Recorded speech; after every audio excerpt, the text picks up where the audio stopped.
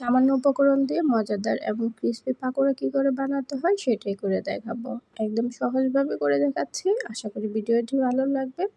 যদি ভিডিওটি ভালো লেগে থাকে একটি লাইক এবং কমেন্ট করতে ভুলবেন না, এবং প্রথমে একটি লাইক দিয়ে দেখা শুরু করবেন। একটি বাটিতে নিয়ে নেব 1 কাপ পরিমাণ বাটা ডাল।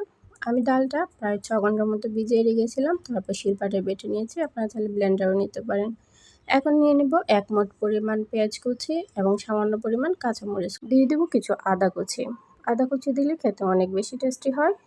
এবং স্বাদ মতো লবণ, হাফ টিস্পুন মরিচ গুঁড়ো, 1/4 টিস্পুন হলুদ গুঁড়ো এবং হাফ টিস্পুন ধনিয়ার গুঁড়ো। এখন সবগুলো উপকরণ ভালো করে মিশিয়ে নিচ্ছি।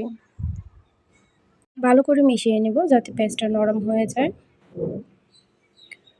মেশানো হয়ে গেলে তাতে দিয়ে দিব 2 চামচ পরিমাণ বেসন। হাতের কাছে যদি বেসন না থাকে তাহলে না দিলেও চলবে। বেসন দিয়ে ভালো করে মিশিয়ে নিচ্ছি। এখন দিয়ে দিব চালের গুঁড়া। আমি এখানে 2 চামচের মতো চালের গুঁড়া নিয়েছি। চালের গুঁড়াটা অল্প অল্প দিয়ে ভালো করে মিশিয়ে নিব। আপনারা এখানে চাইলে ধনিয়া পাতাও দিয়ে দিতে পারেন হাতের কাছে যদি থাকে। এখন ভালো করে মিশিয়ে নিচ্ছি। 2 চামচ চালের গুঁড়া দিয়ে কিন্তু আমার বাইন্ডিংটা একদম সুন্দর হয়ে গিয়েছে। এখন একটি প্যানে পর্যাপ্ত পরিমাণ তেল গরম করে নিচ্ছি। তেলটা যখন মাঝারি গরম হবে এই পর্যায়ে সবগুলো পাকোড়া দিয়ে দিব। এই পাকোড়াটা অনেক বেশি টেস্টি হয়। এভাবে বানিয়ে একবার হলেও ট্রাই করবেন। আশা করি সবার ভালো লাগবে।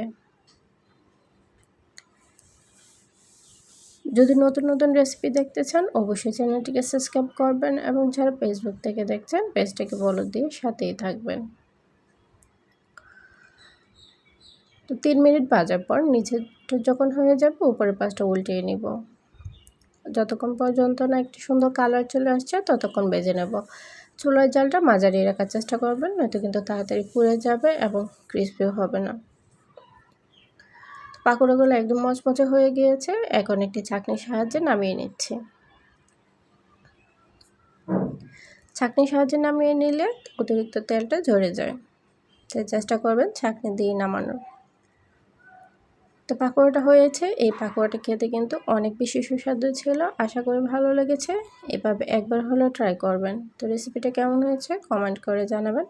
যদি ভালো লেগে থাকে প্লিজ চ্যানেলটাকে সাবস্ক্রাইব করে যাবেন এবং পেজটাকে ফলো দিয়ে যাবেন। এতক্ষণ সাথে থাকার জন্য সবাইকে অসংখ্য ধন্যবাদ। আল্লাহ হাফেজ।